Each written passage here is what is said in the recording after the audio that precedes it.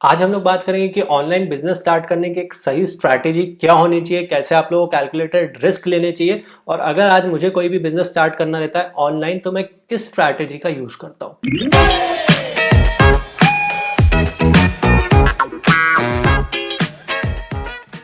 Hi guys, मेरा नाम है कृपेश आडवाणी और मैं 2014 से लेके इस ऑनलाइन बिजनेस में हूँ। फुल टाइम हूँ 2015 से लेकर के। एंड यहाँ पर मैंने ब्लॉग्स में काम किया है, एप्स में काम किया है, यूट्यूब पे काम किया है, सोशल मीडिया पे काम किया है, फ्रीलांसिंग पे काम किया है और एड्स भी मैंने ट्राई करे हैं। काफ़ी सारी चीज़ें भी ट्राई करी जिसमें मैं फेल हुआ हूँ। तो उस एक्सपीरियंस के बेसिस पे आज आप लोगों को बताऊंगा कि मेरी स्ट्रैटेजी क्या रहती है कैलकुलेटेड रिस्क लेने के लिए और आखिरी में अपना एक रियल एग्जाम्पल भी दूंगा आप लोगों को। सो स्ट्रैटेजी का जो फर्स्ट स्टेप रहता है वो रहता है कि किसी भी अपनी एग्जिस्टिंग जॉब को, जो भी आप लोग कर रहे हो उसे क्विट नहीं करना है। जो भी आप लोग फुल टाइम कर रहे हो, चाहे वो पढ़ाई हो, चाहे वो कोई जॉब कर रहे हो, किसी भी ऑनलाइन बिजनेस के लिए उसे क्विट नहीं करना है। स्टार्टिंग में जो कर रहे हो वो करते रहना है, साइड में थोड़ा सा टाइम निकालना है। सेकेंड स्टेप ये रहता है कि आपको रिसर्च करनी है उन आइडियाज के, उन प्रोजेक्ट्स के ऊपर जो इस पे आप लोगों को इंटरेस्ट है। ये कितने टाइम करना है, ये आप लोगों को 2 हफ्ते करना रहता है, 1 से 2 घंटे हर रोज।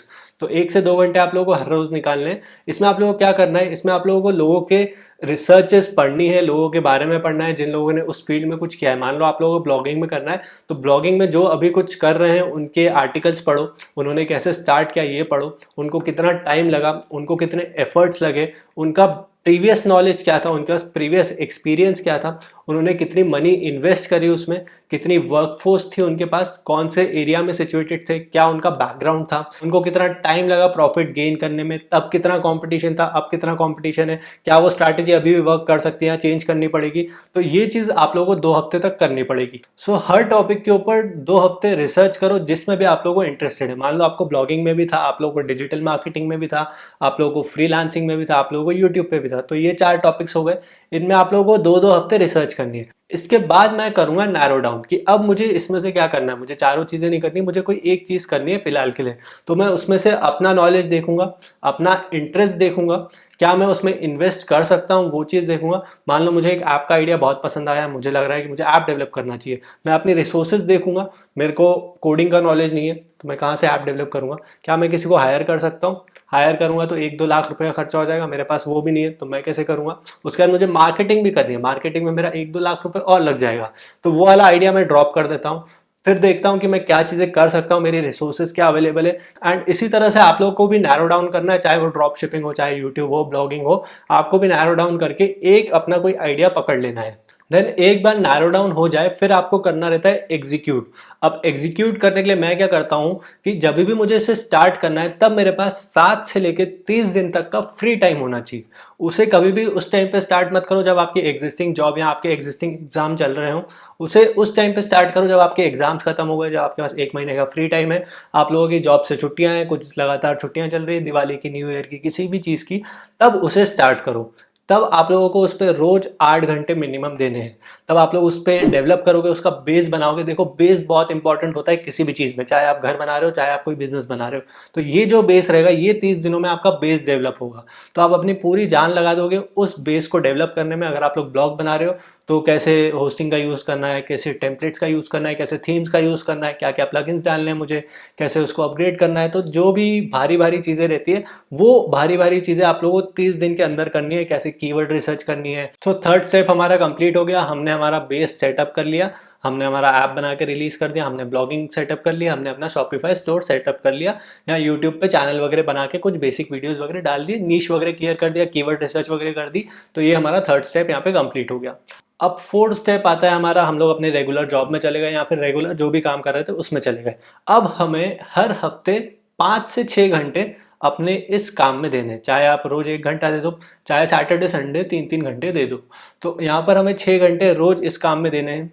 चाहे आप ब्लॉगिंग कर रहे हो तो आर्टिकल्स लिखते रहो, चाहे आप ऐप बना रहे हो तो लोगों के रिव्यूज पढ़ते रहो, अपने ऐप में मॉडिफिकेशंस करते रहो, नई नई चीजें डालते रहो, एडवर्टीजमेंट्स के बारे में पढ़ते रहो, यूट्यूब पे वीडियोस बनाते रहो, 2 वीडियोस बना सकते हो आप लोग 6 घंटे में।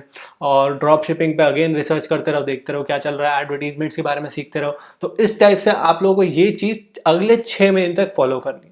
नाउ आई नो 6 महीने बहुत बड़ा टाइम लगता है, लेकिन ये चीज़ आप लोगों को करनी पड़ेगी क्योंकि ऑनलाइन बिजनेस में मेजॉरिटी ऑफ द केसेस में जल्दी रिजल्ट नहीं मिलते हैं।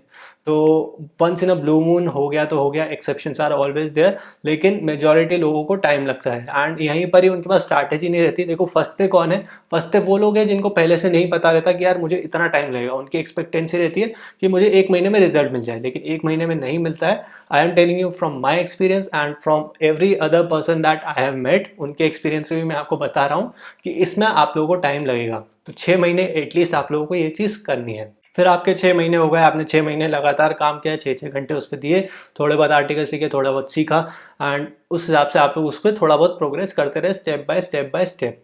नाउ अब आप लोगों को क्या करना है, अब आप लोगों को अगेन एक गैप लेना है, चाहे वो 7 दिन का हो चाहे 30 दिन का हो, अपने हिसाब से आप लोग मिनिमम 7 दिन का एक गैप लें। उस पीरियड में हम लोग करेंगे इसे री-स्ट्रैटेजाइज। कहाँ से मेरी ट्रैफिक आ रही है, क्या चीज़ें मैं गलत कर रहा हूँ, क्या कुछ भी मेरा काम नहीं कर रहा है, क्या कुछ मेरा काम कर रहा है कि नहीं कर रहा है, क्या मुझे इसमें इंटरेस्ट आ रहा है, क्या मैं इसे फुल टाइम कर पाऊंगा कि नहीं कर पाऊंगा। तो अब आप लोग री-स्ट्रैटेजाइज करोगे अगले 6 महीने मुझे क्या करना है।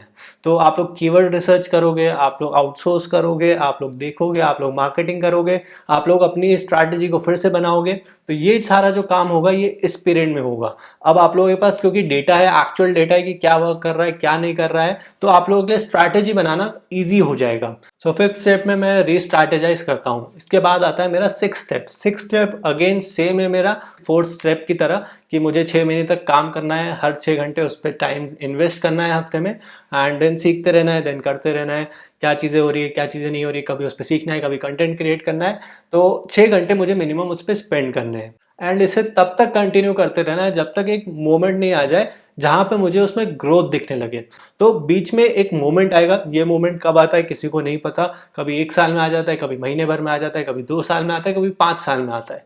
तो इस मोमेंट का आप लोगों को वेट करना है, अपनी जो मेन जॉब है, जो भी आपके मेन हसल है उसे करते रहो, इसे एज अ साइड हसल करना है हमें। नाउ जब जियो आया तब वो बहुत सारे इंटरनेट एंटरप्रेन्योर्स के लिए टर्निंग पॉइंट साबित हुआ।